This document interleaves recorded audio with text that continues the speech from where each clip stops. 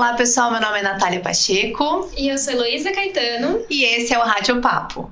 Bom, hoje a gente trouxe a médica veterinária Bianca Verlenja. Ela é gastroenterologista e a gente quer saber tudo, né? Como você começou, como você escolheu a especialidade, então conta pra gente. Vamos lá, gente. Muito prazer, uma delícia estar aqui. A Nath já conhecia, mas amei. Tô amando essa experiência e vamos lá contar tudo pra vocês. Assim, de como eu comecei na especialidade, escolhi. Pode falar desde a época que você começou a VET, como você escolheu a VET. Minha família, ela já é da área, né, assim, então eles têm um hospital veterinário em Campinas. Então, assim, eu cresci nesse meio, né? Quando era só uma clínica lá, né, dos três irmãos, meus tios e meu pai, a gente morava em cima. Então, meu pai de plantão, meu tio, às vezes eu descia, acompanhava, olhava a cirurgia. Então, eu cresci nesse meio, não me imaginei fazendo outra coisa. E assim foi. Fiz a faculdade, acabei fazendo uma em Alfenas, em Minas, no mesmo lugar que eles. Me formei, comecei a trabalhar com eles também. Acabei fazendo o primeiro trainee lá do hospital, fui eu, né? A cobaia. Deu super certo, aprendi muito, muito, muito. E nesse meio tempo, na clínica geral, eu fui vendo que eu gostava muito de conversar com pessoas. Né, assim, eu gostava de lidar com pessoas, me fazia bem aquela conversa ali, mas eu percebi que não era na clínica geral que eu devia ficar, assim, né?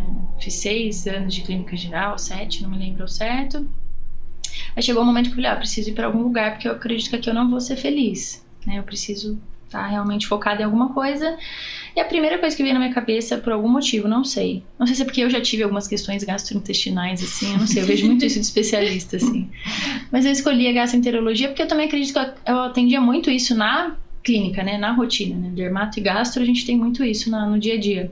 E acabei escolhendo e foi a melhor coisa que eu fiz pra minha vida, assim. Porque nesse meio tempo, chegou até já se passar pela minha cabeça, assim, será que eu continuo na veterinária, né?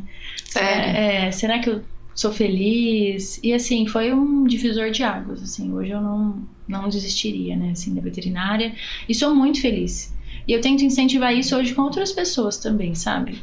Colegas que fazem a mesma especialidade, de mostrar o quanto que a especialidade ela pode dar um bom retorno financeiro, um bom retorno mesmo de satisfação profissional, porque isso me ajudou muito, assim, né? Me ajudou muito. Claro que tive pilares na minha vida, mas me ajudou demais, demais. Então hoje eu tô aí atendendo só a gastroenterologia, fazendo endoscopia também, que me ajuda muito no diagnóstico.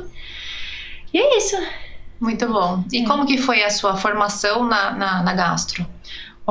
Eu fiz a pós-graduação da UFAP, né? Fiz lá na época era o Felipe Romano, que saiu, né, de São Paulo, e a Carolina Papalardo.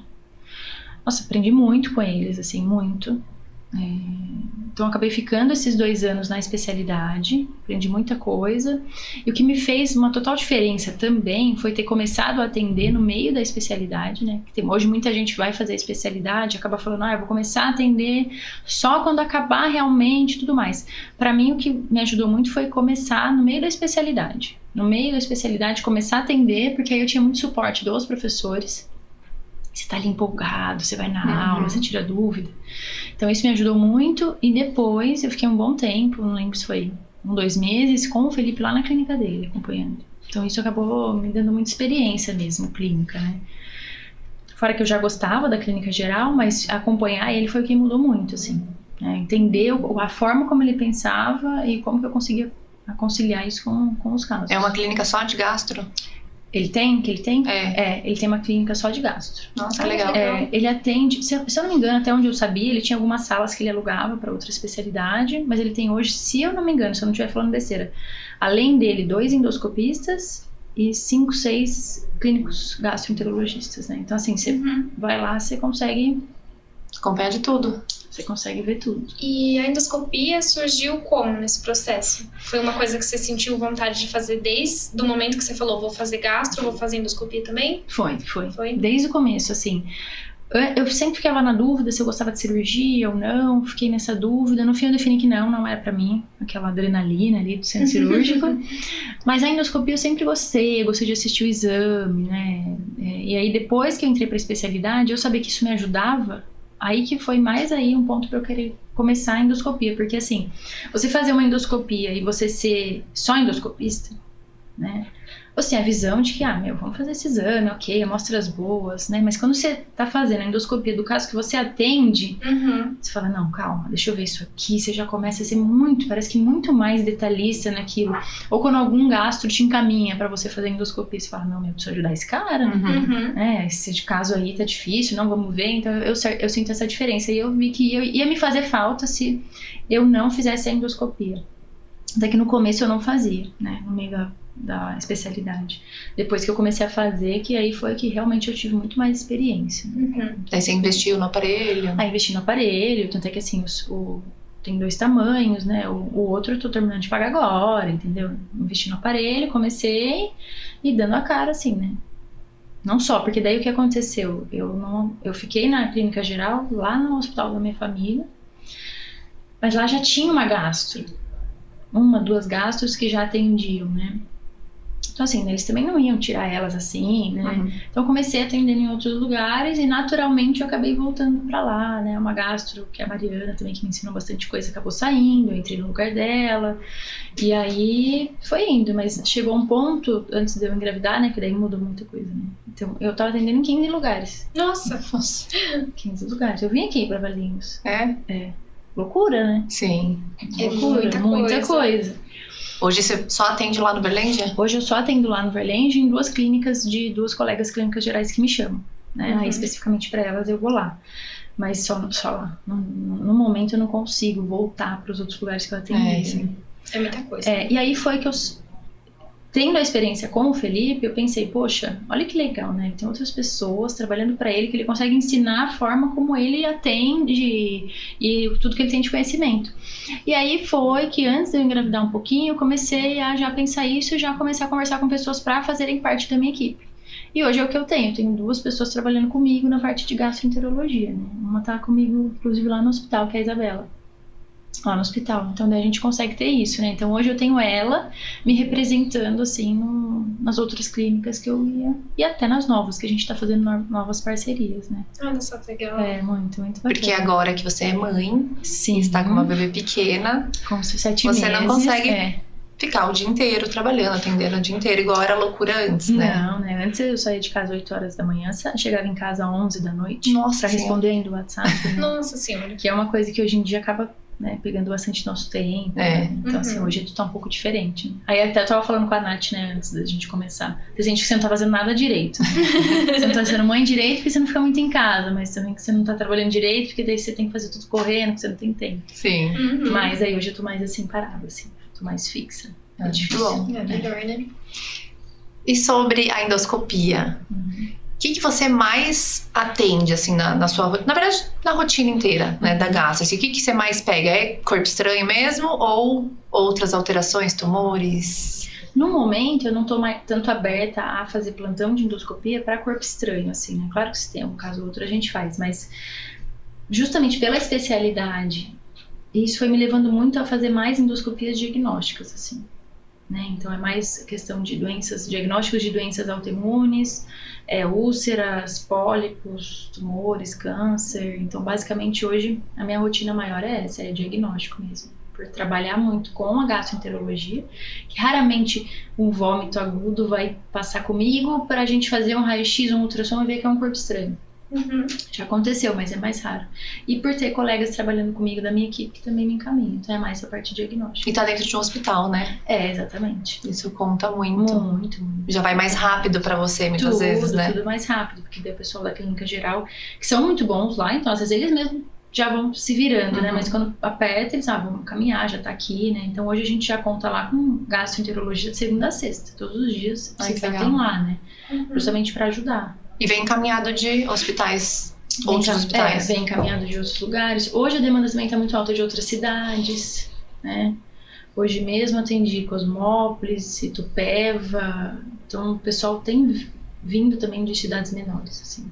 Eu vejo que a endoscopia em si não é tão recente, assim. A gente já ouviu falar há muito tempo, mas a gastro, pelo menos pra mim, é algo mais recente, de alguns anos pra cá, né? Total, não tinha a especialidade.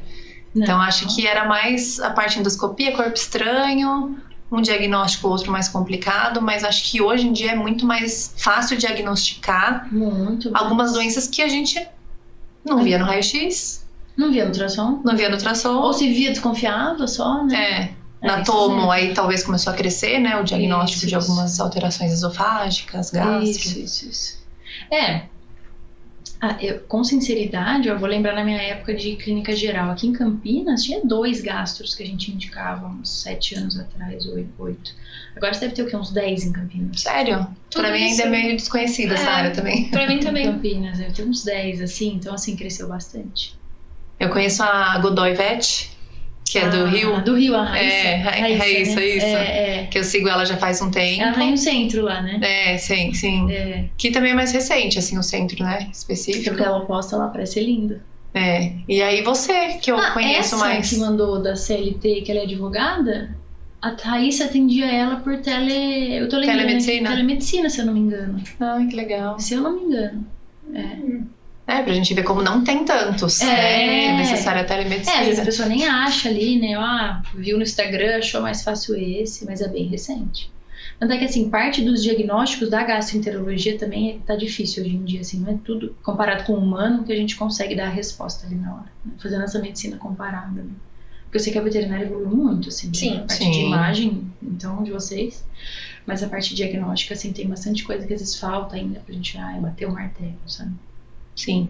Falando da parte diagnóstica, então, né? Que é a nossa área. Ultrassom, vocês usam bastante, com muita frequência, né? Muito mais que exame radiográfico. Muito mais. Mas quem vai fechar os diagnósticos, na maioria das vezes, são as endoscopias. São, Nath, as endoscopias. Você faz a endoscopia, como chama? É alta? Alta e baixa, Você faz as Endoscopia e duas? colonoscopia, as duas. Interessante. As duas. A gente acaba fazendo muito mais endoscopia, né? Alta, assim. A gente tem muito mais comorbidade hoje em dia, intestino delgado, estômago, mas a gente tem também os pacientes que têm colite crônica, retrocolite crônica, enfim, as outras questões aí, né? Mas a endoscopia acaba que fecha, né? Mas assim, ela fecha, mas é muito importante que tem algumas doenças na gastroenterologia e da veterinária que ela fecha, mas se você não triar primeiro alguma doença, por exemplo, metabólica, alguma questão de sensibilidade alimentar, doença hepática, pode sugerir o mesmo histopatológico. Então ainda a gente tem que descartar muita coisa antes de fazer endoscopia, porque às vezes pode ficar muito, assim, um diagnóstico que às vezes pode não ser aquilo, né? Aquela inflamação pode não ser autoimune, na verdade ela pode ser uma inflamação crônica por outra coisa, um shunt, por exemplo, hepático, que é pegar na tomo. Sim.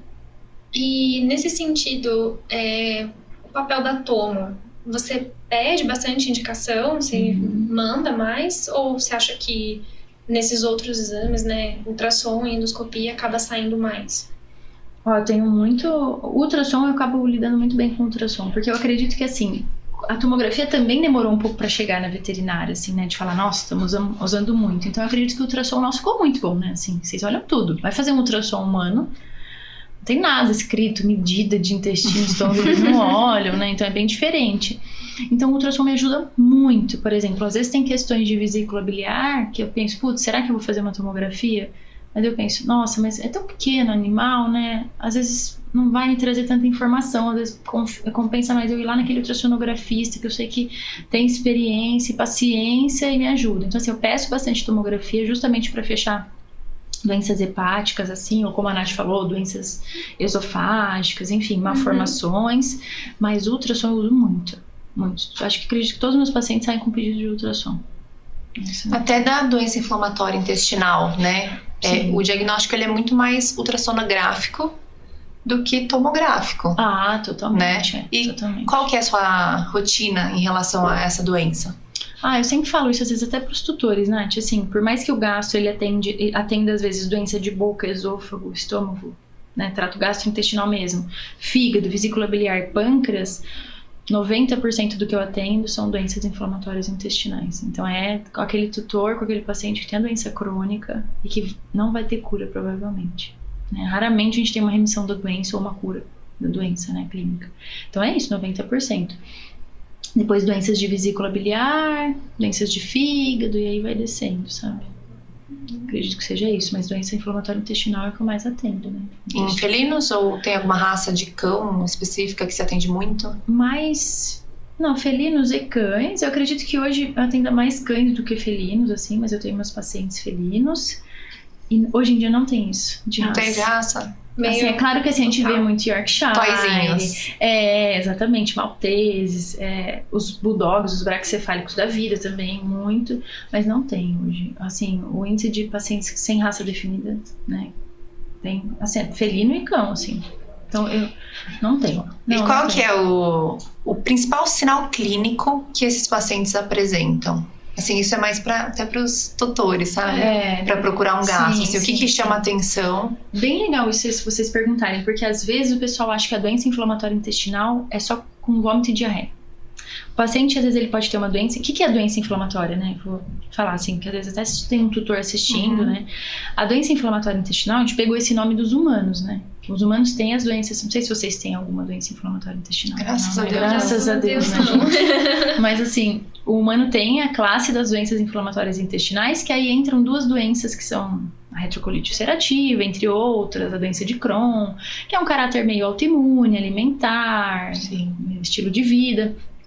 A gente pegou isso deles, né? Mas a gente não tem nenhuma doença parecida, assim, igual a deles. Parecida só, mas igual não. Por isso tem outros nomes.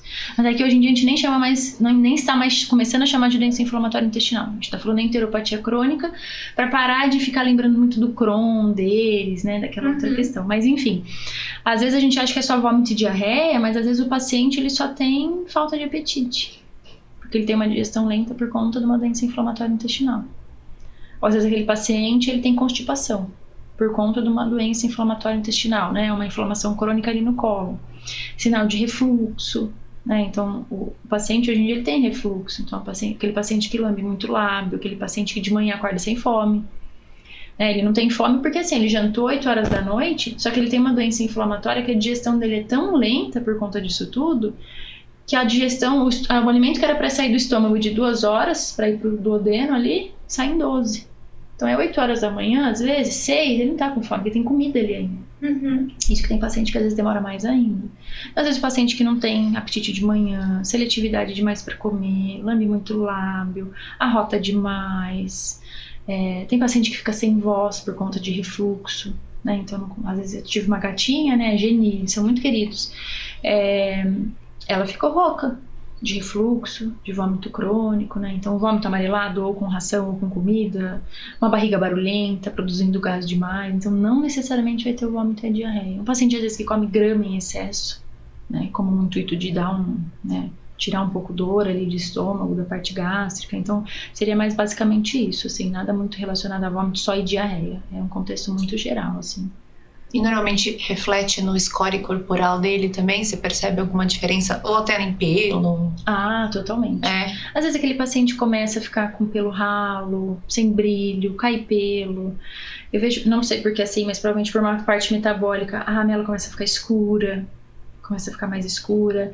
Aquele paciente começa a ficar com mais ferida, fica mais quieto, mal-humorado, mais irritado. Então eu vejo que acaba, né, os tutores vão percebendo que tem muito mais coisa acontecendo além do que só um sintoma gastrointestinal. Né? E tem umidade específica que afeta eles? Mais novinho?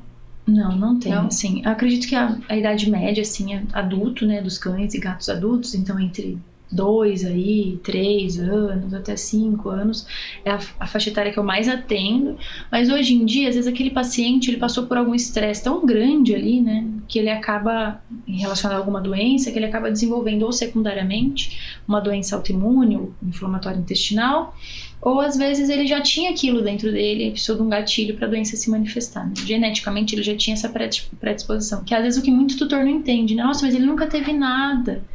Tá com 12 anos, agora aconteceu isso? Agora aconteceu isso, né? Por quê? Porque ele passou por alguma doença agora, né? Uma parasitose, que seja qualquer coisa, e a doença acabou aparecendo, para o sistema imunológico ficar frágil. Muito interessante. E aí, mais velhinho também, você tem que excluir várias outras doenças, Várias né? outras coisas, várias, né? Não que nos novos também não, mas acho que no mais velho, mais... tem que pensar outras coisas, acaba né? sendo Tudo. um pouco mais... Toda especialidade fala isso, né? Que a clínica geral ajuda muito, mas eu vejo que na gastroenterologia, assim, você tem que gostar da clínica geral, assim. Você tem que ter um pouquinho de experiência, porque você tem que pensar em tudo. Tudo. Porque assim, às vezes uma doença hormonal vai estar sobrecarregando o fígado e aí você tem que descobrir a doença hormonal para melhorar o fígado. Às vezes o paciente come determinado alimento, aí você tem que pensar no alimento que está inflamando o trato gastrointestinal, alguma medicação que está piorando a vesícula. Então assim, você tem que realmente perguntar tudo e ver todas as questões, né, assim. Legal. Muito bom. A gente queria perguntar, né, porque acho que quando a gente pensa em gastro e na veterinária, né, uma das coisas que mais aparece é a questão dessas novas modas, né, de alimentação, alimentação natural, alimentação com ração. O que você acha sobre isso? Muito bom, assim, eu não tenho alguma coisa que eu prefiro, assim, eu vejo que a alimentação, ela tem que ser o que é melhor para o paciente, né, principalmente por eu lidar com muita doença crônica. A única coisa que eu não indico, que eu não vejo melhora nos pacientes, são as comidas cruas, assim, os pacientes que têm comorbidade de estômago e de intestino, isso eu vejo que sobrecarrega demais, então todos os pacientes que estavam com dieta crua, o barf da vida, né, com ou sem ossos, eu precisei tirar porque não estava legal, não tava dando certo. Mas entre dar uma comida caseira cozida ou uma ração, pra mim tanto faz, né? É claro que o que eu vejo, às vezes a gente pensa, nossa, mas se tem uma doença, às vezes a comida é o que vai melhorar o quadro, né? Às vezes é o contrário. Às vezes a gente tenta a comida por algum motivo, aquele paciente não se dá bem. Então eu vejo que é muito individual. Depende, assim, chegou no diagnóstico, se eu vejo que aquele paciente que eu tô precisando usar muita medicação, que não tá legal, subdose de imunossupressor, de prednisolona, entre outras coisas, aí eu já penso, putz, vamos mexer nessa dieta? Vamos partir pra comida? Ou vice-versa. Mas os dois, eu não... Hoje em dia a gente tem uma polêmica muito grande, né, que o pessoal acaba falando muito mal da ração, mas assim, eu vejo a ração... Como assim, hoje os cães eles estão assim, hoje em dia vivendo tanto e tiveram uma sobrevida, porque lá atrás existiu uma ração, né? Assim. Então, com certeza. Eu gosto muito e dos dois, assim, pra mim, que o paciente se adaptar, pra mim tá ótimo. E tem a parte também que a gente precisa pensar no tutor, né? Nossa, exatamente. Porque é uma logística pra você fazer uma alimentação natural. Tem gente que não faz comida pra si próprio. Exatamente, eu não tenho tempo nem pra isso. Exato. Mas antes de eu falar dessa opção, né, é muito frequente assim, eu falo assim, me conta uma coisa, eu falo pro tutor, como que é a dinâmica na sua casa? Sim. Começar a dar uma comida caseira, cozida pra ele, é uma realidade pra você? Ou você mandar alguém fazer, ou você cozinhar? Tudo bem, Bianca, não tenho tempo para cozinhar, mas eu mando alguém fazer. Tá, e aí você põe a comida. E se ele não comer de manhã e você precisa sair pra trabalhar, o que você vai fazer? A comida não vai poder ficar ali, né? Tá, vou guardar na geladeira. Tá. Quanto tem? Esqueci na geladeira, tem que jogar fora. Então, assim, é toda uma dinâmica diferente. Então, ele tem que estar disposto. Eu, por exemplo, se eu passasse numa gastro veterinária hoje, ela falasse, pra sua cachorra aí, você precisa comer comida, ela precisa comer comida e tudo mais, passa com um nutrólogo. Ela fala, não dá. Primeiro porque ela tem 30 quilos, segundo porque eu não vou conseguir pôr a comida, esperar ela comer, né, assim. Então não dá, tem que ser toda uma dinâmica, senão a gente acaba pensando tanto só no paciente, e às vezes nem é tanto aquilo que melhora, que a gente acaba estragando totalmente a dinâmica da família. Sim. A família acaba ficando muito sobrecarregada por algo que nem ia ser aquilo que ia fazer total diferença.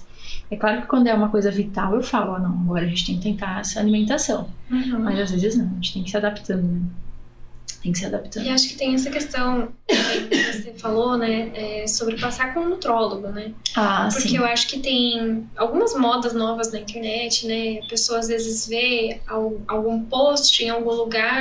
Um curso. E, eu vi que pode dar tal coisa, então eu vou colocar na ração do meu cachorro. E às vezes o cachorro nem precisa daquilo, nem é do jeito certo, né? Isso. E acho que precisa ter um certo investimento também, né? Pra passar com um nutrólogo, pra fazer tudo certinho, né? Não adianta a gente só passar. Às vezes até na triagem o gastro acaba passando, então você vai começar a comer, vamos supor, uma coisa que a gente passa muito, tilápia com X legumes, e aí você vai marcar com o nutrólogo depois. Mas assim, você precisa ter realmente a questão financeira de você passar mais um especialista, né, pra você fazer o acompanhamento. E realmente ter que passar, porque assim, os cães eles precisam de uma suplementação adequada. Então não adianta só dar a comida. Você precisa daquele acompanhamento. É claro que é por um período de adaptação, sem problema nenhum aquele paciente ficar sem a suplementação, porque você está se adaptando à dieta. Mas depois precisa ficar insistindo sim. Então assim, não dá pra falar, não, eu cozinho em casa, fala o que é, não. Você precisa ir lá, pesar, ver a quantidade, qual suplemento precisa, para qual idade, né? Então, assim, é realmente importante o nutrólogo. Não dá para fazer a dieta sem nutrólogo. Sim. Uhum. Não dá. E dieta sem glúten? Tem alguma experiência? Sim. Assim, a gente não tem tantos relatos, né? Na veterinária, assim, de falar, nossa, os cães são celíacos. Mas a gente tem relato no setter, né? E tem mais uma raça que eu sempre esqueço o nome, que eles podem até ter algumas questões neurológicas pelo Sim. glúten. Você lembra a raça? Não lembro a raça Putz, agora. Eu até atendi Mas um. tem algumas alterações neurológicas que o pessoal tira a ração sem glúten e... Isso. Então, assim... Acho que o Border Collie, talvez. Não sei, posso estar falando Nossa, besteira. não, Nath, eu dei uma aula pequenininha, eu vou pegar aqui depois. Ah, não sei o tá. que, Terrier, alguma coisa assim. Não lembro. lembro também. Então, assim, tem poucos estudos, algumas raças específicas que a gente sabe, mas assim, como tem pouco estudo, e a grande maioria das rações hipoalergênicas, que é o que a gente usa, eles não colocam glúten, então às vezes a gente entra com uma hipoalergênica, ok, a proteína hidrolisada ajudou aquele paciente a não ter mais diarreia ou vômito, mas às vezes pode ter sido glúten também. Né? E às vezes a gente só vai melhorar isso ou quando muda para comida realmente, ou se uma ração realmente é sem glúten, mas eu acredito que existe essa sensibilidade sim, e às vezes a gente não tem um diagnóstico porque às vezes as rações elas já estão sem glúten, as hipoalergênicas, que é o que a gente usa, então a gente não sabe ali realmente o impacto disso. Muito bom. É. E esses pacientes normalmente chegam para você. Qual o principal sinal clínico, assim, de tutor, né? Relatando que está incomodando o tutor, né? É o vômito? O que incomoda mais o tutor é a diarreia, assim. É. Pensando em sujeira da casa, pensando no animal, assim. Mas tá muito perto ali dele não comer. Aí ele não come. Tá sem comer, não come. E é uma coisa também que a gente tem que diferenciar, né? Às vezes o tutor quer que o animal coma café da manhã, lanchinho da manhã, almoço, lanchinho da tarde, janta igual a gente. E às vezes aquele cão, ele é um paciente pequeno que vive sozinho num apartamento e que ele não faz muito exercício. Então assim, qual que é o gasto que ele tem? Né? Nenhum. Então, se ele quiser comer só à noite, não tem problema. Ele não vai ter gasto de energia nenhuma, quase. Não sai muito pra passear. Ele come a hora que ele quer, gente. Ele não precisa comer 3 vezes no dia. Então tem um pouco isso também. Mas agora, a falta de apetite seguida, às vezes, de cólica ou de vômito também é um sintoma que vem depois da diarreia, que incomoda muito eles. Entendi. Legal. E eu queria te perguntar sobre um conceito, eu não sei se ele existe, né, na veterinária, mas eu sei que existe na medicina humana. Então, talvez, né, também tenha, né? Que é aquele conceito sobre o intestino ser o segundo cérebro, né? E tem até uns documentários, né? Acho que a gente até assistiu, né? Na Netflix. Eu não vi ainda, eu preciso ver. É muito bom. Eu assisti por indicação sua, né? É, muito legal. E eu queria saber sobre esse conceito, explicar um pouquinho pro pessoal que tá assistindo, né? Pra quem não sabe o que é. Sim, nossa, é realmente isso. É um órgão que está sendo muito estudado e... Por que ele está sendo muito estudado? Porque a gente tem visto que ele está ligado a muitas doenças crônicas de outros órgãos. Então, por exemplo, às vezes o paciente está com uma insuficiência renal aguda, que seja momentânea ali, porque o intestino não está legal e está gerando ali toxinas inflamatórias que estão inflamando o rim. A pele é a mesma coisa, né? Então, quando o intestino está doente, o que acontece? Existe um aumento de permeabilidade ali nas velocidades, então vai muita toxina para a circulação e ela pode se estocar em qualquer órgão. Então hoje em humano a osteoporose às vezes pode vir por doença intestinal, né? Então em humano a gente tem a síndrome do intestino irritável, né? Que é o que? Você ter às vezes uma ansiedade, uma depressão que acaba influenciando no intestino e vice-versa, que às vezes aquela diarreia daquele humano só vai melhorar com antidepressivo. Aquela ansiedade só vai melhorar com antidepressivo e, consequentemente, o intestino também. A constipação, a diarreia. No cão é diferente um pouco isso, né? Eles não têm tanto essa questão de ter uma ansiedade, uma depressão e ter diarreia, enfim, porque eles não têm muita conta pra pagar, né? Eles não brigam muito com o colega de trabalho. É tão difícil né? ser cachorrinho, né? Aquele cachorrinho que come tilápia, cozinha, com mandioquinha. Mas já peguei casos que aconteceu. Raro, mas aconteceu. Mas você vê que realmente humano isso tem acontecido e a gente traz isso para a veterinária. Então, se a gente não regula o intestino, a pele não melhora daquele paciente atópico, o rim não melhora, aí o paciente tem uma doença intestinal, mas tem uma doença renal. Aí o nefro às vezes pensa, não usa corticoide porque vai piorar esse rim. Não, mas esse rim também tá inflamado, já tá ruim. Ele tem que receber, às vezes, um anti-inflamatório também para melhorar, entendeu? Então, rim piora muito, pele piora muito, parte hematológica. Isso é muito importante. Eu tenho pego encaminhado das minhas colegas hematologistas muita anemia ou trombocitopenia crônica por conta de questões gastrointestinais. Então, às vezes, o paciente tem uma doença intestinal crônica que gera um consumo de anemia, de plaqueta, que seja a longo prazo. Então, às vezes o paciente tem perda intestinal, então às vezes ele faz aquele cocô com estria de sangue, mas o tutor não vê, ou um melena aqui, outro ali. Então a gente vê como tá tudo ligado hoje em dia. Por isso que em humano eles estão estudando muito isso. Na veterinária também tem o eixo enterorrenal, eixo pele-intestino e tudo mais, né? A gente tá começando a mostrar nossas carinhas assim, mas na medicina humana é tudo, realmente é o segundo cérebro. É o segundo cérebro, principalmente a alimentação, para diminuir esse aumento de permeabilidade. No cão e no gato é igualzinho. Se o intestino não estiver legal, a gente vê que as outras comorbidades pioram muito. Sim. Muito interessante isso, né? E tem aquela questão do transplante de fezes. Ah, sim, super legal. Nossa, falar isso pra alguém que não sabe falar, nossa, que louco. Tipo, né? Falar, vocês estão louca. Toma uma cápsula de cocô. Não, quando eu vi isso no documentário, eu fiquei meio chocada, assim, no documentário humano, né, que eu assisti. E é uma realidade já na VET? Ainda não? É uma realidade. Porque às vezes assim, às vezes o paciente tem tanta coisa, né? Ele tem tanta comorbidade, ou às vezes o paciente tem determinado tipo de diarreia, a gente não sabe por que é, a gente tem que fazer um índice de disbiose que tem lá em São Paulo pra gente entender qual bactéria ruim que tá alta, boa que tá baixa, enfim, às vezes tem bactéria que a gente só consegue repor, não é com probiótico, alimentação, nada, é com uma nova microbiota, é recebendo fezes de uma microbiota saudável. Assim. E como que funciona isso? Né?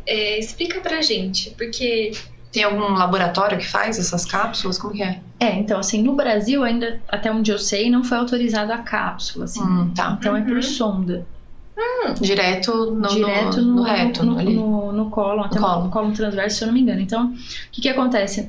Se eu não me engano, nos Estados Unidos eles fazem bastante cápsula congelada de cocô, né? Às vezes tem gastro fazendo também, né? Os que fazem transplante, às vezes como experiência, mas também não tá falando que tá fazendo, né? Por cápsula. Mas hoje o que a gente faz muito é por sonda. Então você passa uma sonda, tem uma porção específica ali do cólon e você faz o transplante.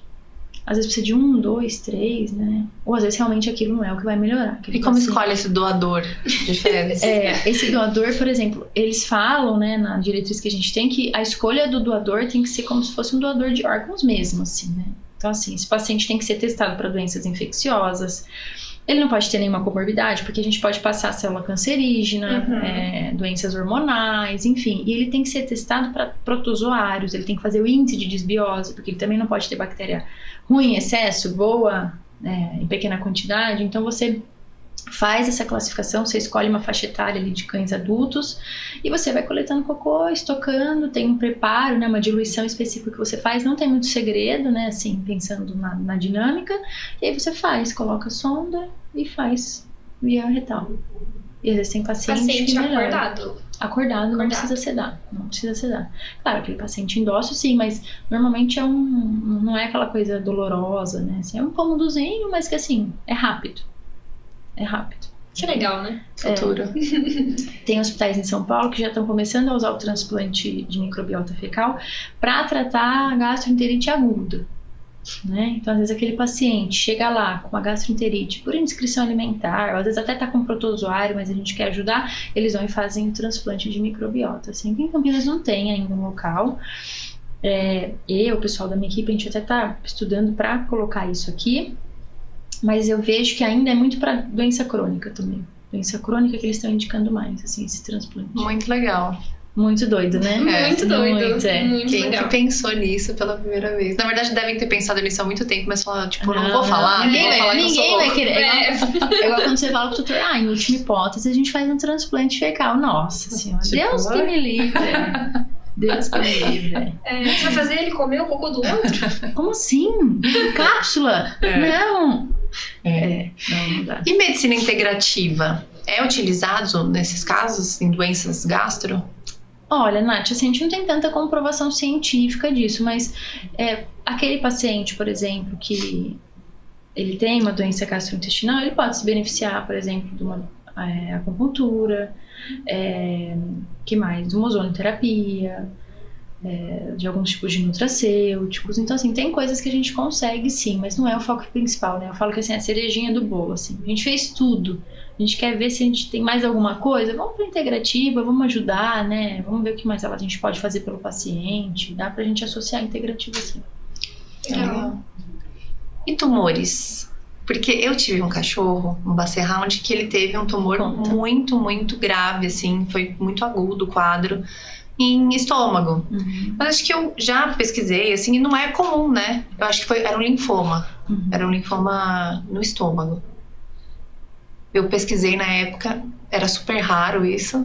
E eu queria saber como que é a sua rotina com neoplasias, né? Não é a grande maioria, né, dos pacientes, eu diria que menos que a metade, mas a gente tem. Câncer de estômago realmente é um pouco mais raro, né? E são cânceres que normalmente não respondem muito bem a tratamento, quimioterapia, então sobrevida é super baixa. Câncer intestinal, sim, aí a gente vê. O mais clássico realmente é o linfoma, né? Aí a gente vê com bastante frequência. Tem uma resposta melhor ao tratamento, então felino a gente acaba pegando bastante linfoma de baixo grau, né? Então, aquele paciente que vai responder às vezes uma quimioterapia oral 2 vezes na semana, ele vai ficar bem, né? Às vezes pode chegar a uma remissão ou não. Linfoma de alto grau, que aí sim a gente precisa, né, também de uma quimioterapia venosa, enfim, entre outras coisas. Agora, o câncer de estômago é mais raro e assim, o prognóstico é muito ruim. Muito ruim. O paciente tem pouco tempo de vida. Acho que até em humanos é assim, né? Não responde muito bem, né? Pensando até em cirurgias, né? Em humanos eles fazem cirurgia de Bill-Holt, se eu não me engano, esse é o nome, né? Então, às vezes o paciente tem que tirar um grande pedaço do estômago, colocar um pedaço do estômago no intestino, ou tirar o estômago, né? Tem humano que já chegou a tirar totalmente o estômago, assim. O esôfago cai direto no intestino. Mas são pacientes que eles têm uma sobrevida um pouco menor, né? Tem um pai de uma amiga minha que tirou o estômago de forma total e super bem. Sério? Super bem.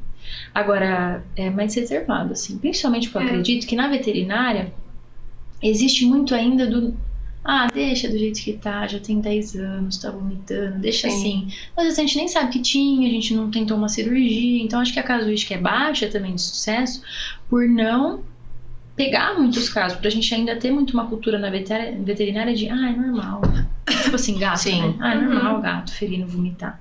Deixa ele vomitar. Então acho que a gente vai tendo também falta de diagnóstico às vezes. Igual vesícula biliar.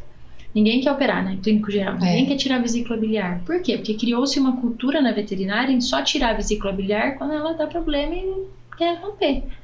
Aí aquele paciente tem um processo inflamatório muito grande, às vezes ele tem uma endocrinopatia junto, ele vai fazer trombo. Então realmente a gente vai perder, a maioria das vezes a gente perde o paciente naquela hora, né, do quadro de ruptura de vesícula. Agora, se programar aquela remoção de vesícula certinha, não vai acontecer nada com aquele paciente, né? Claro, existem as exceções, mas a gente vai conseguir reverter, o paciente vai ficar bem sem vesícula biliar, tranquilo. Né? Porque vão se criando as culturas dentro da veterinária. Né? Sim, aí em humano é tão simples e normal. Tira e tudo mais, né? Então hoje na gastro a gente tem indicado bastante.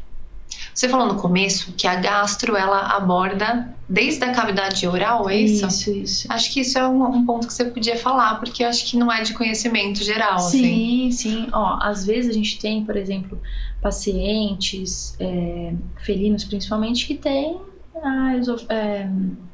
a estomatite, né? Ela tem a gengivite ali, eosinofílica, de caráter às vezes autoimune, então às vezes é o gastro que vai fazer aquele primeiro acompanhamento. Até que na pós-graduação a gente tem o estudo realmente da odontologia também, da parte de felino, de cão. Então principalmente isso, alguns tipos de fístula, tem paciente que acaba tendo corrosão de laringe, algumas questões ali por refluxo crônico. Então na boca basicamente é isso, a gente volta bastante para felino nesse ponto. Né, com as doenças de gengivite ali que eles têm, que às vezes estão relacionadas a alguma doença viral ou não, mas é basicamente mais a isso. Né? Aí, pensando até o final, né, a gente pega muita doença de ânus também, que às vezes a gente eles só encaminham quando tá, assim, não tem muito o que a gente fazer, mas doenças de glândulas adrenais, então aquelas inflamações perianais ali que a gente tem, que às vezes são autoimunes, igual o humano tem a doença de Crohn às vezes como ferida, né? No ânus ou na boca. A gente também é a mesma coisa. Às vezes é aquele paciente ficar indo e voltando no clínico geral com aquela ferida perianal ali, enfim, porque não tem diagnóstico, porque às vezes ele precisa de uma imunossupressão, por exemplo, né? Sim. Mas é basicamente isso. Então você acaba trabalhando bastante com onco, com odonto também? Onco, odonto, hemato. Todo mundo, na verdade. Eu não Bem trabalho geral. muito com cardiologista, mas também acontece muito, porque o que acontece? O paciente que ele é cardiopata, a gente não tem transplante, né? Então assim, o paciente que é cardiopata, ele é cardiopata, vai ficando ruim até o final, né? O coração não vai dando prioridade pro intestino. Então o intestino vai sofrendo hipóxias, Entendi. entendeu? Uhum. Então aquele paciente vai ficando com diarreia crônica. Você faz uma endoscopia de um paciente cardiopata ou num paciente renal, o estômago é horrível. É mesmo? Horrível. Horrível, porque é um órgão que tá sendo esquecido ali, né? O coração tá tendo que, gente, vamos prestar atenção para onde a gente vai, né, deixar o órgão um pouco melhor ali. Então, realmente o intestino sofre. Mas não é tanto, eles não encaminham tanto. Sim. Não encaminham tanto, assim, cardiologista. Mas agora, hematologista, endócrino, felinos também, eles encaminham bastante além do clínico geral. E em felinos, então, o que você mais pega é esse complexo. De modo geral? É. Não. Eu acabo pegando mais a doença inflamatória. A enteropatia crônica, que é a doença inflamatória intestinal que a gente chamava. Doença de caráter autoimune do estômago e do intestino, assim. Depois câncer e depois a gente acaba pegando as doenças da boca mesmo. A doença da boca a gente acaba indo muito com o odonto junto, né? Torção gástrica não chega pra você, né? Putz, não chega. A gente tem isso na pós-graduação. Mas é emergência, né? Tudo Então. é emergência, né? Emergência. A gente acaba não pegando. E aí a radiologia A gente acaba pegando um pouco mais. ajuda bastante. A gente acaba não pegando tanto. Às vezes a gente vai pegar quando aquele paciente fez a torção, passou por cirurgia e tá na internação, né? Assim, mas mais para controle de manutenção, não pensando ali no diagnóstico. Mas é um quadro meio complicado, assim, né? Até no pós. No pós demais. Muito óbito, né? Assim, muita formação de toxina ali, inflamatória, né? Processos de coagulação, né? Então é bem grave. E você acha que quanto mais demora pra atender, pior é? O pós, pior. Hoje em dia tem gente fazendo a gastropexia profilática já em cães de grande porte. Sim, já ouvi falar. Então você castra, né? Você vai castrar, por exemplo, pastor alemão. Você vai e já vai suturar ali o estômago ali na parede ali do abdômen para evitar que futuramente ocorra essa torção. Muito novo isso, né? Assim, tudo vai mudando, mas tem gente que já faz isso. Olha só que legal. Tem gente que já faz isso. Legal. Como uma forma preventiva, assim, não vai mudar trânsito intestinal, nada, então acaba fazendo. E, Bia, eu queria te perguntar, qual foi o caso mais diferente, assim, que você pegou? Porque você falou bastante coisa, acho que pra gente, pelo menos pra mim, a grande maioria das coisas que você falou é super legal, super diferente. Mas dentro da gastro, tem algum caso que te marcou que você falou, nossa, esse realmente é bem diferente? Uma coisa rara, talvez. Uma coisa rara. Nossa, deve ter. Nossa, depois que eu virei mãe, gente, sem brincadeira, né? A memória, ela some. Nossa, totalmente. Às vezes eu falo, gente, que burra. Tem muito caso legal, diferente. Eu acho que uns casos muito legais que não chegam tanto. São quadros, às vezes... Putz, tem um caso bem legal. Uma cialorreia. O paciente passou comigo por tosse e cialorreia. Não queria comer, às vezes tinha muito cialorreia, babava muito. Verônica, tutora, não esqueço. Aí, ok. Cialorreia. Já tinha passado com uma especialista, pneumo, por conta da tosse, e achou que era refluxo, enfim. No fim, a gente fez até endoscopia, porque até eu acreditei que fosse, né, algum quadro de refluxo, salivava bastante. Chegou a endoscopia, não veio o resultado que eu esperava que viesse, né, porque, putz, ficar babando o tempo inteiro, eu falei, nossa, o estômago da cachorra, coitada, vai estar tudo zoado, né. Não teve muita coisa, não. Sugeriu ali uma doença meio que autoimune, mais leve, falei, ixi, que esquisito. Ok. Tentei o tratamento convencional, de uma doença inflamatória intestinal, de uma enteropatia crônica, linfoplasmostária, não via muito melhora, e a cachorra com tudo, assim, tinha que ficar com Serena, tinha que ficar com Vonal, nas crises, tinha crise um dia sim, um dia não, prednisolona não ajudava, enfim, quase nada ajudava.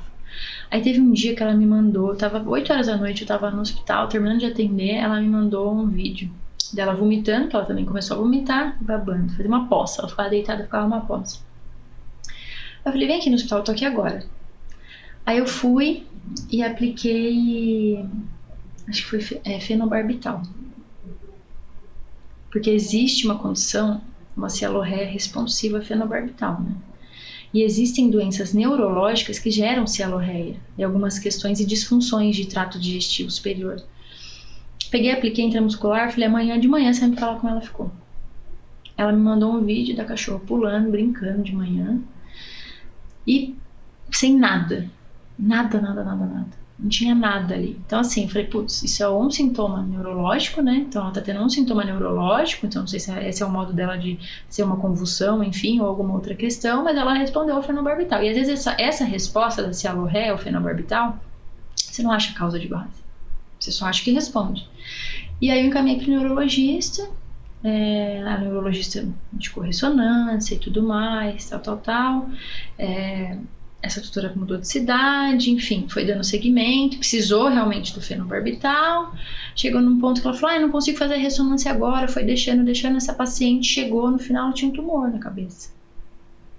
Né? Sistema nervoso central, que o sinal era a cialorreia. Olha só. Aí precisou do clínico geral, do pneumo, do gastro, do neuro. Todo mundo, né? Todo Uma mundo. força-tarefa. Esse é muito legal, deve ter outros muito legais, assim, mas esse eu falei, putz, preciso ajudar essa paciente, sabe? Ficava triste dos vídeos que ela me mandava, aquela posse. E ver ela bem, pra mim, me fez muito bem, assim, também. Esse é um dos casos, assim. Eu aprendi isso na pós. Aprendeu também? De neuro. Dessa questão de neuro? Fiz pós de que neuro. tudo! Por causa da imagem, eu quis fazer neuro. Precisou. Precisou, eu quis fazer. Mas eu indico todo mundo que trabalha com imagem a fazer, porque eu acho que ajuda muito, E a gente teve casos, assim, gastro, vômito, tá vomitando, não para, e é neurológico, então acontece mesmo. Muito. E aí, o que eu vejo? Como não é todo mundo que sabe isso, muita gente demora pra encaminhar, muito, tanto pro gastro, pra estabilizar a parte geral ali do vômito e tudo mais, quanto pro neurologista, ou pro gastro ver o que faz, entendeu? Eu vejo que às vezes as pessoas querem ir até o limite, né? Até o limite. E tem muitas vezes megaesôfago secundário, doença do sistema nervoso central. Então, assim, eu tive até pacientes que demoraram muito para chegar até o especialista e a gente perdeu. Esses casos relacionados com o sistema nervoso central, a parte gastro, eu fico bem chateada, assim. Sim. Bem chateada. Você já pegou granuloma em esôfago? Não peguei. Por espirocerca? Não sei, porque a gente aprende, né? Mas a gente não pega. Não. Assim, eu tive 3 casos que eu vi lá. Até tentei biopsiar o esôfago, não veio nada. Eu falei, quer saber? Eu vou tratar. Então, teve 3 casos que eu vi uma coisa esquisita ali, mas não era o clássico da espirocerca, assim. Mas tratei. Um deles melhorou com o tratamento, mas assim... Pegar mesmo. Eu já suspeitei 2 vezes por imagem, mas um caso era do Acre. Então, né? Teve um que era confirmado mesmo. Teve um que era confirmado? Que legal. Eu lembro porque foi essa comoção de nossa, que legal! Porque era um paciente jovem, assim, 2 anos, aí um granuloma ali no esôfago, tinha até espondilite associado, assim, então, tipo, muito de livro, sabe? Que gostoso. Aí a gente, eu acho que é isso, e, tipo, é super empolgante, porque a pessoa fica, nossa, né? Nunca peguei. Porque aqui é mais difícil, né? Aqui é difícil girofilária.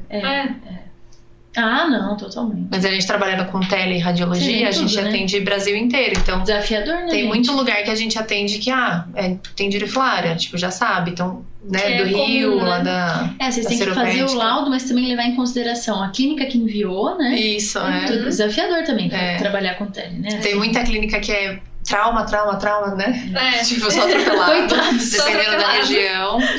Aí do Acre vem muito animal silvestre diferente, tipo uns macacos diferentes, assim, que a gente nunca viu. Eles mandam a espécie, a gente vai no Google pra ver. Tem um que a gente atende bastante que faz pra...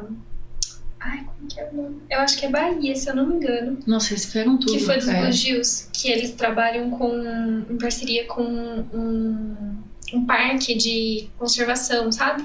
E aí eles mandam também pra gente, então tem tudo. A gente tem que acabar... Tamanduá, umas coisas bem legais. Foi dessa clínica, inclusive. Você atende silvestres falando isso? Não atendo. Até o Breno uma vez me perguntou. alguma coisa. Sabe o Breno da... Sim. Ele me perguntou alguma coisa de gastro. Eu também falei, ai, Breno, não sei. Mas não tem vontade, assim, não tem Por essa enquanto, não. Assim. curiosidade. Teve uma outra também de Silvestre, de Hortolândia, me perguntou alguma coisa de coelho. Eu falei, Jesus, não sei. Nossa, tipo, ele é bem tudo bem diferente, né? Muito Mas acho que, diferente. tipo, uma onça, um bicho assim, Talvez isso um canídeo daqueles cachorros do mato. Talvez dê, assim. É. Mas nunca tive essa vontade, assim. Agora que a gente falou sobre isso, vai aparecer. Com certeza. Nossa, porque eu lembro do Breno, assim, né? Sempre que alguém fala dele, eu lembro. Nossa, desde pequenininho, assim, ele é desse jeito, assim. Sim. Ele tinha que fazer alguma coisa diferente. Ele veio aqui, né? Então eu tava escutando aqui no caminho. Ele tinha que ter feito alguma coisa diferente. Mas não, por enquanto... A gente gosta bastante de silvestres. Mas a gente deve ser sempre muito pergunta de bom, silvestres. né? Assim, pegar aquela imagem de raio-x diferente pra vocês, né? É o que eu falei pra Nath, né? O que outro mundo ia lá o da bugio. Então, gente, você acha? É que demanda Surreal. um tempo a mais de estudo, né? Então, tipo, é muito diferente. Muito. Ave, roedor, réptil, então, assim, é outro mundo completo. E você põe um laudo pra mais tempo ali? Não, a gente vai... dá conta de- Quando é muito diferente, então teve os tamanduás Bucho. 2 semanas atrás, que é um bicho que a gente não tá acostumado. Aí a gente vai procurar artigo, vai dar uma estudada, pegar no nosso arquivo, né, o que a gente já Que já tem, tem. comparar. Mas normalmente não demora muito. Demora mais quando é peixe, Putz, peixe, gente, você esqueci dos peixinhos. anfíbios, né? Subiu o sapo uma O vez. sapo teve também, o sapo teve peixe. Aquele axolote, sabe o que é? Axolote é tipo uma salamandra. Pequenininha? É, um bichinho assim muito engraçadinho, que é meio achatado. Tem uns Eu patinhos acho que eu assim. sei, acho que eu já vi uma vez lá no Breno. Já subiu umas 2, 3 vezes pra gente laudar também. A gente olha e fala, vamos lá.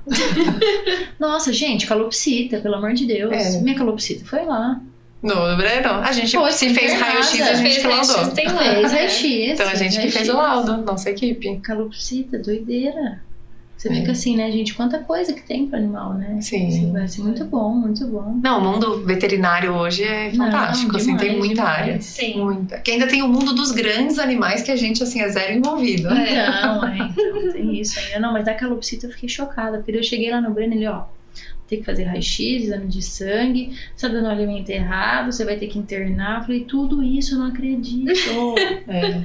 E é muito legal a internação lá, né? Você entrou. Muito demais. Aí no segundo dia lá eu fui doar algumas gaiolas lá pra ele. Aí ele pegou e falou, não, vem cá pra você conhecer como é que tá aqui no fundo. Aí fui conhecer, ele me levou num quarto assim, a hora que eu entro, uns ratos descongelados assim, no chão, um monte de gaveta com cobra, assim, eu falei assim, Jesus amado, só ele mesmo. Tem que muito gostar. doido. É a tem parte que mais gostar. legal da selva. Mas é muito gostoso ir lá, porque é diferente, né? Assim, É verdade. É diferente. Eu acho que a gente gosta de silvestres justamente porque é um animal que a gente tá perto, mas não tanto, né? Da curiosidade. E aí dá curiosidade, né? Demais. Sei lá, crianças que cresceram vendo Animal Planet. Delícias. Todo veterinário, em algum momento, Já pensou, já com pensou, certeza. sabe? Sim. Com certeza. Bi, Diga. conselhos pra quem quer entrar na área gastro. Conselhos. Se você gosta, assim, se essa pessoa gosta, vai, assim, sabe? Porque foi uma especialidade que realmente mudou a minha vida. Mas o que eu tenho de conselho? Se pegue muito na clínica geral, não se forme e queira ir direto para uma especialidade, assim. Acho que esse tipo de especialidade que você tem que ver a doença, que você tem que lidar com o tutor, faz uma experiência, sabe? Vai fazer uma residência, vai direto para um plantão, que seja, vai pegando experiência primeiro na internação, para você ter uma base, você ver coisas. Então eu esperaria um tempo para ir para gastroenterologia e depois estudaria bastante, começaria uma boa pós-graduação e focaria em ter boas pessoas do meu lado, assim, Sim, sabe? isso é fundamental. Eu acho que isso muda muito, assim, o meio que a gente vive influencia muito no que a gente vai absorver pra gente, né? Então, assim, ter bons profissionais, tem uma palestra hoje, 9 horas da noite, mas eu tô cansada. Mas vai lá, vai ver, entendeu? Vai, se esforça, começa a atender, pergunta. E ter um bom relacionamento com as pessoas, porque eu acho que é isso que tem que ter, né? Assim, porque hoje em dia o veterinário é bem antiético, né? Às vezes. Eu nossa, você viu o que fulano fez, né? Não, vai lá, conversa com a pessoa. Olha, eu vi que você fez isso, queria que você me ensinasse. Por que você fez isso? Eu não sei, né? Então, assim, ter uma boa relação com especialistas, com gastroenterologistas. Eu converso com muito gastro, não tem problema nenhum. E falar, não sei isso, o que você faz, sabe? Eu acho que isso vai aproximando as pessoas. Mas acho que é isso. Sim. Acho que esse é o mais importante. Eu acho que é isso. E a gente tem, então, algumas perguntas, Vamos. né? Que bateu recorde. Vamos. Com certeza a gente já falou aqui algumas, né? Algumas acho que já foram perguntadas, sim. Deixa eu só abrir aqui. Nossa, que são tantas. Vai, escolhe uma que você tenha curiosidade. Quer escolher? Pode ser. Essas aqui a gente já falou. Doenças mais comuns a gente também já abordou. Quais órgãos o especialista em gastro cuida? Isso me surpreendeu muito. Muita coisa. Porque eu não sabia. Pra mim era mais parte... Vômito, diarreia. Esôfago pra trás. É. Tipo, não tinha noção dessa parte de cavidade oral, enfim. Qual foi o seu maior desafio depois de entrar pra especialidade? Meu maior desafio... Essa é uma boa pergunta. Eu acredito que é criar realmente autoconfiança ali, né? Na especialidade. Você fala, poxa, não, tô preparada, né? Assim, demora um pouquinho. Eu acredito que esse foi o maior desafio, assim, né? Você tem que dar a cara a tapa, né? Você não tem ninguém do seu lado, assim. Gente, você tá com dúvida ali, você abre o computador, ela falando anamnese, você pesquisando tudo pra ver, né? Você vai falar certo e tal. Acho que é isso, esse começo, assim. Você lembra do seu primeiro atendimento de gastro? Putz, lembro. Foi um fígado. Tudo ferrado, no fígado até hoje. Mas estudei tudo também. Li a diretriz inteira de hepatopatia, de hepatite em cães. Falei, não, nem vai também. Vai me perguntar tudo que eu sei. Vou saber fazer tudo. Muito bom. Teve uma pergunta assim: meu cachorro com doença crônica precisa tomar remédio pra sempre? Às vezes sim, né? Se o seu cachorro ele tem, por exemplo, falando-se de enteropatia crônica, né? As doenças de caráter autoimune, às vezes é pra sempre. Às vezes é pra sempre. Às vezes é aquele paciente que vai me ver 2, 3 vezes no ano para avaliar uma função hepática, renal, um ultrassom, para sempre. Porque normalmente a gente precisa usar medicação e aí às vezes a gente começa a ter algumas questões em outros órgãos, então a gente precisa sempre ir acompanhando. Mas a maioria dos pacientes é para sempre. Dificilmente a gente tem uma remissão, mas acontece. Por isso que às vezes se o paciente permite, depois a gente tenta tirar a medicação, né? Se a gente vê que não dá, a gente mantém. Interessante. O que você imagina que seja o futuro nas especialidades veterinárias? Não sei, assim, eu penso que assim, as especialidades elas vão continuar crescendo e eu acho que isso vai se espelhar muito também no que acontece na medicina humana. A gente vai ter aquelas subespecialidades, né? Então, o ortopedista humano que opera só quadril. Eu acredito que a gente possa ter um gastroenterologista que trabalhe só com doenças inflamatórias intestinais ou com vesícula biliar. A mesma coisa com dermatologia, né? Aquele dermatologista que ele atende só a dermatite atópica, né? E assim por diante. Eu acredito que isso vai começar com mais diagnósticos, né? A acontecer na veterinária futuramente. Eu acredito que isso vai acabar vindo. Muito bom. De equipe a gente falou. Gastro só atende vômito e diarreia, tem aqui. A gente já falou também. Qual corpo estranho mais inusitado que você já tirou? Putz, tem colegas que tem coisas vergonhosas, uns assim. Muito mais, assim, mais calcinha. Acho que calcinha, sei lá. Calcinha, anzol. Não, calcinha, acho que foi. Não é porque é estranho. Você quer levar de volta? Não, né? Tá bom, vou jogar. Mas, nossa, tem uns outros colegas meus que fazem mais corpo estranho. Nossa, já tiraram muito mais coisa, assim. Uma dúvida minha aqui, meio bad vibes. Mas você já atendeu algum paciente que sofreu abuso? Nunca atendi, você acredita, Nath? Nunca. Vocês já pegaram? Eu já radiografei paciente que foi resgatado com suspeita de ter sido abusado e era mais pra ver se tinha alguma lesão ali naquela região pélvica, assim. Não, graças a Deus. Mas já atendi umas 2 vezes, assim. Já atendi na Vivid aqui em Valinhos e uma vez em São Paulo. Isso, né, gente? Nossa, tristeza. Total. Não, mas nunca. Ai, que bom. Eu tenho uma pergunta. Faz. Não sei se é meio, não sei, né? Polêmica, não? Não, na verdade é de conceito mesmo. Dica. Qual a diferença, assim, entre intolerância alimentar e alergia? Muito bom, muito bom. Basicamente assim, quando a gente tem uma intolerância, É aquele negócio que assim, você pensando na parte gastro, né? Você vai comer um negocinho que não vai te fazer bem se você começar a comer todo dia, né? Então assim, vai soltar o intestino, você vai ter um pouco de cólica, é uma intolerância aquilo, né? Você come todo dia talvez você comece a ter diarreia. Se você come todo dia por anos, por meses, você vai começando a ter coisas crônicas, que é o que acontece, né? Os pacientes chegam vomitando com diarreia crônica. Por quê? Às vezes é alimentar, uma intolerância alimentar. Principalmente aos cães, eles têm, por exemplo, intolerância alimentar a alguns tipos de proteína, frango, enfim. Se ele vai sendo exposto àquilo sempre, ele vai ficando com esses sintomas, né? Diferente de alergia, que tem angioedema, né? Então, a alergia, realmente, o paciente tem risco de vida ali a curto prazo, né? Então, ele tem contato com algo que ele vai ter realmente uma resposta inflamatória grande. Então, é realmente igual uma picada de... E por alimento, eles têm essas... Dificilmente, tá. por alimento. Assim, eu tive alguns tutores que relataram essa alergia, assim, de não poder ter contato nenhum, mas é mais uma intolerância que a gente pega. É mais uma intolerância. É o mais comum, né? É uma sensibilidade, né? Que a gente chama de uma hipersensibilidade. Uma reação adversa ao alimento, hoje em dia a gente tá chamando. O Cafu, meu vira-lata, ele bebeu água com formiga. Eu peguei o potinho, tinha a ração, as formigas entraram, eu lavei, ficou um monte de formiguinha morta, ele subiu na pia e bebeu essa água. E ele ficou todo inchado. Coitado, Dinheiro. gente. A lata, é isso. Não foi uma reação por picada, né? Foi por ingestão. Ingestão, é. Eu achei, tipo assim, eu fiquei chocada quando eu vi aquilo. O olho ficou tudo inchado, assim, pra fora. Você medicar ele. Não mediquei, eu fiquei observando pra ver se não ia piorar, mas acabou passando. Voltou sozinho, talvez se fosse maior quantidade, se ele tivesse sido picado, assim, realmente, não sei, deve até ser maior. Foi muito esquisito. Dentro dos atendimentos clínicos, qual você gosta mais de atender? Ou porque é fácil, ou porque, sei lá, é bucha? Ai, tudo vem, né, assim. Mas eu gosto muito de enteropatias crônicas, então doenças de caráter autoimune e vesícula biliar, assim. Gosto muito de atender. Muito, muito, assim, vesícula, tentar saber se tira, não tira, eu gosto bastante. Bia, e tem alguma moda que você viu aí na internet? Porque a gente sabe que toda hora tem alguma moda diferente, né? Sim. Uma hora não pode comer isso, outra hora não pode comer aquilo, uma hora é bom dar isso pro cachorro. Que você é contra, você fala, nossa, isso aqui pra mim é o mais cancelável, assim. Pior moda da gastro.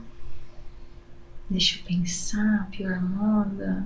uma coisa bacana. Hoje em dia a gente saber que... isso é legal. Teve novos estudos. Uma moda, até de clínico geral, que é para qualquer diarreia entrar com antibiótico. Principalmente o grande metronidazol, né? Às vezes o pessoal fala, nossa, diarreia é de giardia. Não existe isso, né? Não existe. Às vezes tem paciente com outras doenças que a diarreia é daquele jeito também. Mas o metronidazol, hoje em dia a gente sabe que quando a gente utiliza ele em questões gastrointestinais, em diarreias, enfim, que não precisariam dele, entendeu? Não necessariamente dele. Às vezes aquele paciente pode ficar com desbiose por meses, 6 meses, até anos. Uma coisa difícil da gente reverter. Então, assim, usar antibiótico hoje em dia em diarreias agudas ou crônicas que seja, mas assim, por usar, sem tentar investigar ou encaminhar, o pessoal vai ser um pouquinho cancelado, talvez. Porque hoje em dia eles têm pensado muito em resistência bacteriana também, né? O pessoal da medicina humana também tá com bastante medo disso. Mas tem paciente que precisa usar, não tem jeito. Sim. Aquele paciente às vezes tá internado, tá com aqueles, às vezes uma hematoquesia, um sangue nas fezes, uma leucocitose, às vezes vai precisar usar. Às vezes precisa. Tem uma pergunta muito específica sobre gatos. Quando suspeitar de estenose esofágica? Sinais, causas, diagnóstico. Bem legal. A estenose esofágica no felino, é no felino, né? Ele vem ou secundário à administração de medicação errônea, né? Então, às vezes, aquele paciente está recebendo comprimido de qualquer medicação que seja, e o esôfago do felino, ele tem menos motilidade que o do cão. Então, às vezes, você faz aquele comprimido forçadão no gato, ele fica parado aqui. Então, isso gera uma esofagite, gera uma inflamação, e aí, estenose ali no esôfago. Então, aquele felino, ele começa a só suportar beber líquido. Se ele come tudo que não é líquido, que é o que fora a água, né? Até o tutor perceber. Entra ali, aquela estenose não deixa passar e volta, regurgita, volta. Às vezes forma até um megaesôfago, né? Então é basicamente isso. Aquele gato que só aceita água, só tá aceitando coisa líquida e assim mesmo tá regurgitando ou vomitando, aí a gente pensa em estenose. Então, quando a gente vai prescrever um comprimido para um felino, eu sempre falo, ó, dá um churu depois, ou sachê se ele pode, ou você toma um pouquinho de água na seringa, para evitar a estenose. Legal. Eu já tive essa indicação até pra doxy. Sim, para doxy. A doxy causa bastante estenose. E vômito crônico em gato também causa estenose. Porque às vezes o tutor acha que o gato é normal o gato vomitar. Aí vai deixando. Ah, é bola de pelo. Sim. Aí acaba causando isso. Mais alguma dúvida? Acho que não. Você aceita estagiários? Sim, É? com certeza, gente. Deixar em aberto. Tenho, me acompanhem. Vocês não vão ficar de pé, eu deixo um pouquinho do lado. E você não pensa em entrar nas redes sociais pra divulgar mais essa parte, assim? Nossa, Nath, preciso Sério? muito. Porque é muito legal. É uma área que eu acho que muito tutor vai, né, Se sentir acolhido, interessar, assim, talvez, assim. né? Uhum. Eu tenho muita vontade, muita. Assim, eu acho que eu preciso, na verdade, priorizar isso, né? Agora. Sempre, na verdade. É.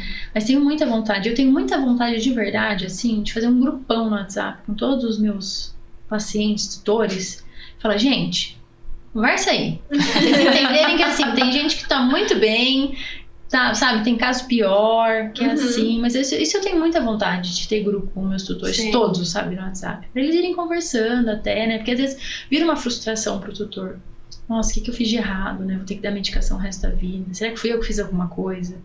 Porque às vezes o tutor compra aquele cão, aquele gato e fala, nossa, que delícia. Vai morar na minha casinha, não vai me causar problema nenhum. E não.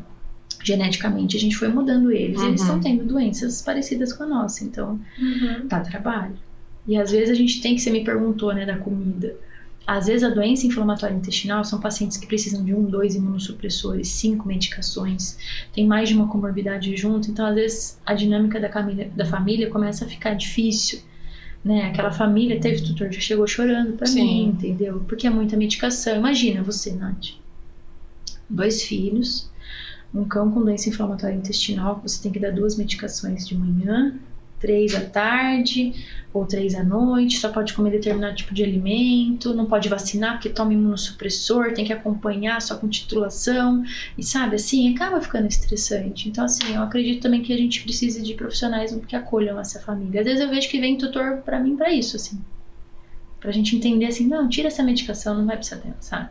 Vamos manter o básico, menos é mais, sabe? Vamos ajudar também a família. Eu acho interessante essa correlação que você falou, que eu lembrei agora enquanto você estava falando, da gastro com as outras especialidades, né? Porque no caso, eu lembrei agora, 2 especialistas diferentes, de áreas diferentes, me indicaram fazer suplementação dos meus animais com probióticos, prebióticos, porque eles estavam passando por alguma outra questão, né? Uma delas estava com doença renal, ela tem uma doença renal crônica, um rim atrofiado, que inclusive vai estar na sua palestra, a Adler, e o outro faz quimioterapia. E aí foi indicado para realmente ver, porque ele tava fazendo quimio, ele acabou, né, tendo um episódio ali que ficou um pouco mais imunossuprimido, e a gente teve que dar uma espaçada. E ele tava muito, muito ruinzinho, chateado, não queria comer muito, emagreceu um pouquinho. E aí o veterinário indicou, né? Ele falou assim, vamos tentar fazer um probiótico aí, né? Pra gente dar uma suplementação. Ele já comia uma ração muito boa, né? Mas talvez se ajustando, né? E, ele comeu realmente ali os probióticos, prebióticos que ele passou durante um mês e virou outro gato. Voltou totalmente. Às vezes o rim melhorou, o outro pode ser que o rim melhorou. O rim melhorou super. A outra, ela inclusive fez o tratamento com eu não lembro se era prebiótico ou probiótico agora. Mas ela fez o tratamento e em 6 meses estabilizou.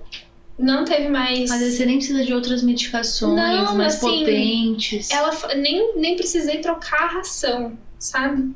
Porque ela já comia, né, a ração renal e não precisei fazer mais nada. Não precisei fazer fisioterapia, não precisei nada. Foi só organizar essa questão. Porque pensa, a quimioterapia destruiu o intestino, né? Então você ajudou ali, né? Sim. A própria parte renal pode ter vindo do intestino ou vice-versa, um vai piorando o outro, então é isso. Isso, e os dois ficaram ótimos, assim, até a gente conseguiu retornar a fazer o tratamento oncológico por conta disso. E às vezes não teria problema se você tivesse, por exemplo, que manter o uso contínuo, sabe, assim. Sim. Seria uma coisa que iria ajudar, né? Às vezes eu falo, né, melhor o uso contínuo de um probiótico do que um do imunossupressor. Sim. Então melhor você tomar um probiótico, né, ou vamos supor, mandar um peridona para refluxo de manhã, o cachorrinho, do que eu ter que fazer corticoide de imunossupressor o resto da vida, sabe, assim. O probiótico às vezes me ajuda na redução de medicação. Isso é muito legal, né? Porque acho que a gente não dá muita atenção. Até pra gente. Faz né? você um ciclo de probiótico pra você ver. Então, né, Nath? É muito bom. Eu tô fazendo agora. Tinha esquecido que existia isso na medicina humana. Tô fazendo agora. Mas é muito bom. Muito bom. A gente tem que lembrar. A gente tem que lembrar. Só um adendo também da importância do gastroenterologista na internação. O paciente internado fica muito quieto, não se alimenta, intestino quieto, transloca a bactéria. A gente precisa dessa atenção também, paciente internado. Legal. Bom, muito interessante. Eu fiquei apaixonada pela gastro. Falei muito, né? Não, foi ótimo. Imagina. Se pudesse, a gente continuava falando cada vez mais ainda. Tirou muitas dúvidas, me ensinou outras coisas, porque não tinha noção, não tinha conhecimento de muitas áreas aí da gastro. Gostosa. Muito bom. Adorei nosso papo. Amei. Quero vir de novo. Parte 2. Vamos trazer novidades. Vamos. Espero que essa especialidade cresça cada vez mais. Eu também. Que a sua equipe cresça, que você tenha muito sucesso. Ai, obrigada, muita gente. Obrigada. Vocês também. Eu amei aqui. Com certeza vocês vão crescer muito mais. Que bom. Amei. Muito gostoso.